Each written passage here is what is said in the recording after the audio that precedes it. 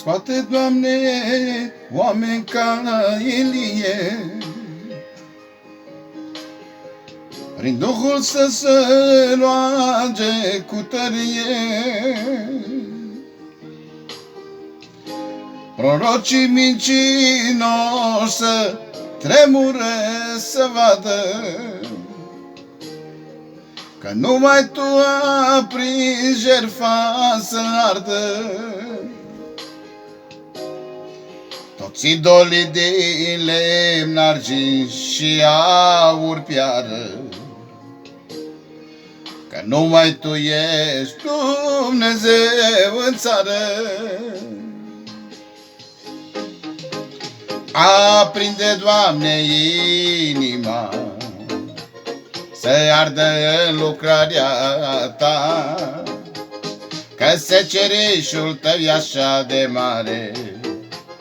Mai scoate lucrători pentru ogoare.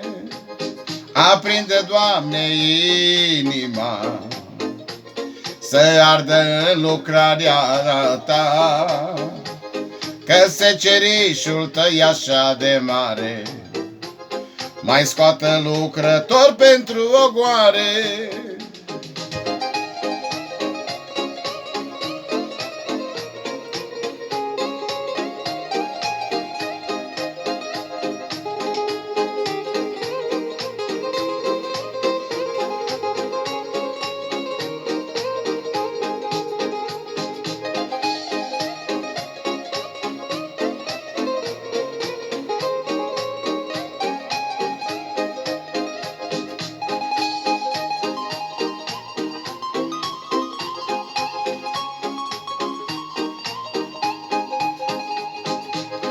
Mai scoate, Doamne, ca Iosua în flăcăra să lupte toată ziua, să lupte neîncetat chiar și în miez de noapte, să cadă por și ziduri blestemate.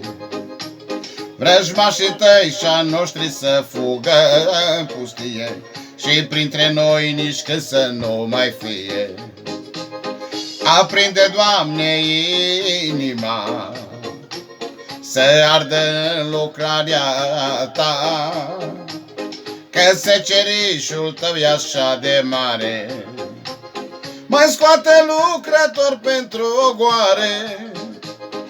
Aprinde, Doamne, inima să ardă în lucrarea Ta, că secerișul Tău e așa de mare.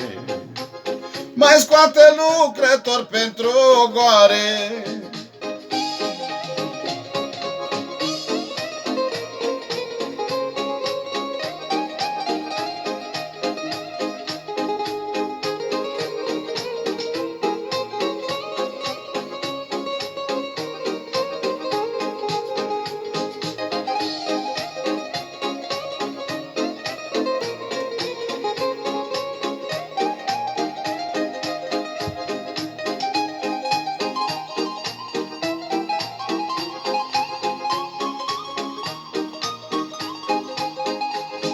Mai scoate, Doamne, oameni ca și Daniel, ferestre să se deschidă către cer.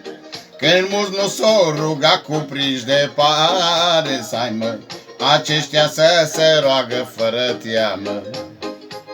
Să nu se înspăimântă de lei ce îngroapă, că și de acolo mâna Ta îi scapă.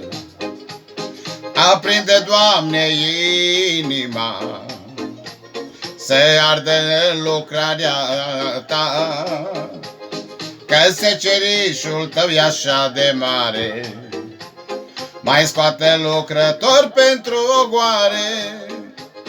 Aprinde, Doamne, inima să ardă în lucrarea Ta, că secerișul Tău e așa de mare. Mai scoate lucrători pentru ogoare.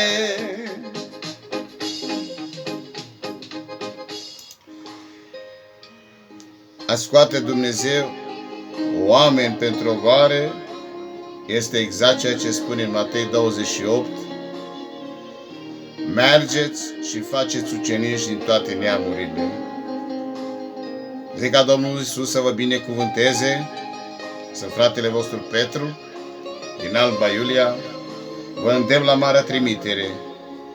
Faceți ucenici în numele Domnului Iisus, căci Iisus a spus în Matei 28:19.